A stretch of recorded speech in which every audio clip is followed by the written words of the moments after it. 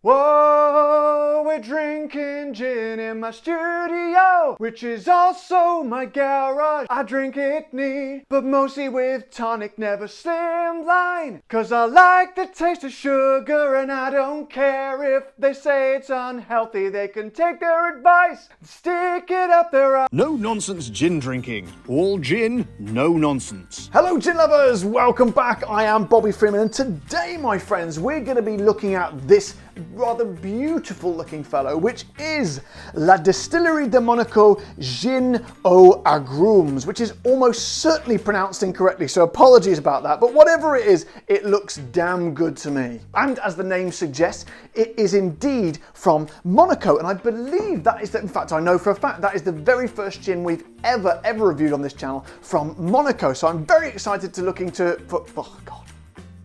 So I'm very excited to review it and feature it for you today, my friends. By the way though, can we just take a moment? I did look at that bottle. Every now and then we just get an absolutely gorgeous and beautiful bottle on which is like a piece of, like a work of art, and that, my friends, is awesome. I know it doesn't really matter, it's not going to affect the way the gin tastes, but as I've said before, there's a lot of gins out there, there's thousands of gins in the world now, so you really do need to stand out on the shelf, and that does it most absolutely excellently. So, excellently.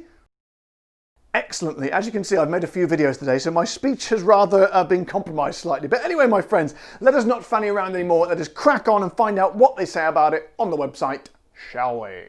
Gin Aux Agrumes, an original gin from the only distillery in Monte Carlo. The history of the Principality of Monaco is immersed in citrus production, which was once a mainstay of the local economy. Before racing cars and gin palaces, the Principality was famous for its bounty of the finest Mediterranean fruits. We have united juniper berries with the wonderful fragrant sweet and bitter oranges, lemons, limes, grapefruit, as well as bergamot, citron and lemon thyme to convey a scintillating bouquet of citrus on the palate. This handmade gin uses locally grown and natural fruit and will transport you to the warm shores of the south of France and offers a taste of magical beauty. So my friends, let us waste no more time and, as you say in England, get stuck right in.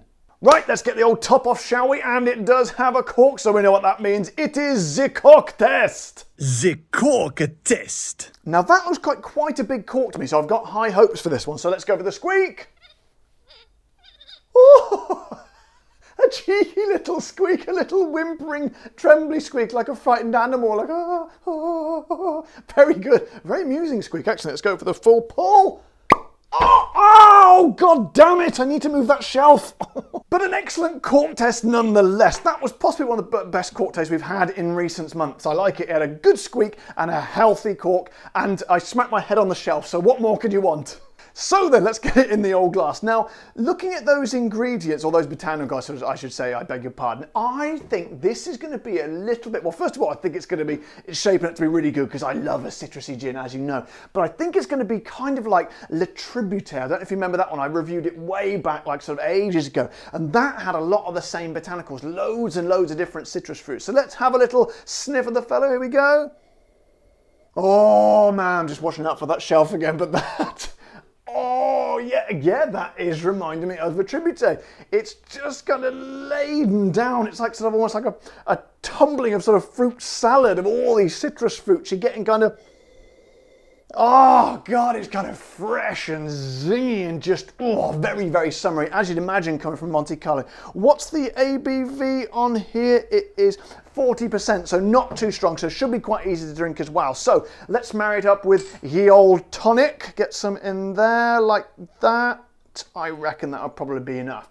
Right then, my friends, La Distillerie de Monte Carlo Gin Aux Agrumes, which is almost certainly pronounced incorrectly. I can't believe I said that again. No, that's right, pronounced incorrectly. I thought I said it wrong. Never mind, I fucked that up, didn't I? Anyway, it doesn't matter. Here we go, my friends.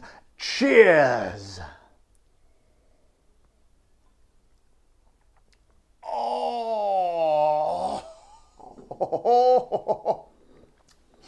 Oh man, that, how many times can I say that? Quite a lot, I imagine.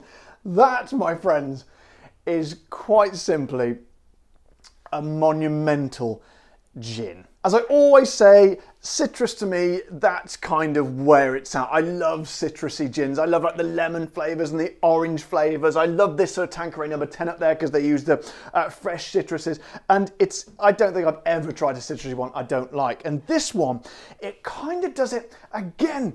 I thought it was going to be sort of very similar to Le Tribute, and it kind of is. It certainly is in the smell.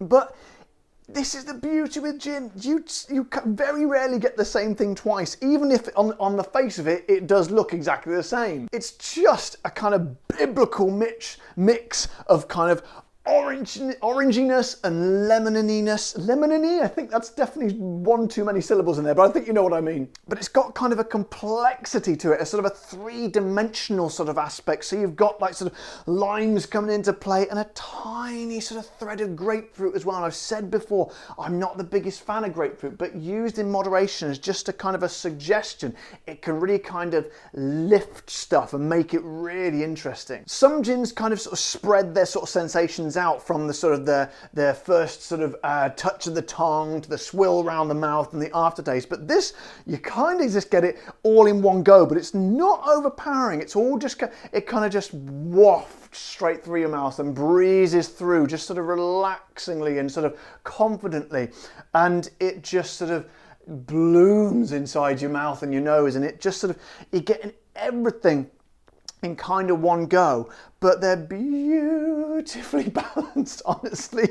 It's just, it must have taken them so long to get it that well balanced, because you can tell, you can always tell when someone has taken a long time and sort of, and poured a lot of passion into the gin, because you can just taste all the hours of sort of tweaking and fine honing, and that is because there are a lot of flavours in there. There are a lot of flavours to sort of be sort of contending with, and it'd be very easy to get one overpowered and sort of lose the others, but they've kind of sort of fiddled with them and turned some up and some down, and it's just created like a symphony, a harmonic symphony of citrus fruits. And oh man, I could drink that all day long, but I won't because I'd be dead. I think as well, it always kind of speaks volumes when they use locally sort of produced stuff, rather than perhaps something like the old Gordon's lemon over there. And you can just tell straight away, it's just completely synthetic and just sort of, I don't know, some powdered lemon sort of sachet stuff they bought in and just poured it in there and just not really thought about it at all. This is the polar opposite, the antithesis of that. They've poured just these, oh man, you can just tell that there's absolutely, they've gone for the most top quality ingredients, and it shines through in your gin. It may, well, you know, it may be sort of enticing when you're sort of, you know, you're looking at overheads and things to go for the cheaper option, and I'm sure they've probably done it there, but these guys, you can tell, haven't scrimped on a thing, and it really, really shows through in their gin. So what's it going to cost you? Well, sadly, I'm afraid, for my American viewers, it was available worldwide except in America at the moment. I know it is kind of tricky to get alcohol or liquor, as you guys say, into America, because it's kind of a sort of a web of legality and red tape. But for the rest of the world, price-wise, it's going to cost you, if in Europe, about 42 euros. If you're over here in the UK, it'll be about 37 pounds, which, as you know, is under my £40 top bracket for a smaller, less known distillery when you want to support them and sort of help them out and sort of try something new and a little bit special. So all in all, my friends, if you ever see this little chap, the only gin to be made in Monaco and indeed Monte Carlo, this is most definitely, if you're a gin collector, a really good one to have on the shelf, because not only is it absolutely incredible, it's going to look awesome as well with that very cool bottle. So I recommend this one very, very highly to you, my friends. So guys, another first today, and as I said before, I do like to feature the smaller and lesser known distilleries on this show and give them a little chance and spread them around, spread the word around them, around the world. Oh God. Spread the word about them.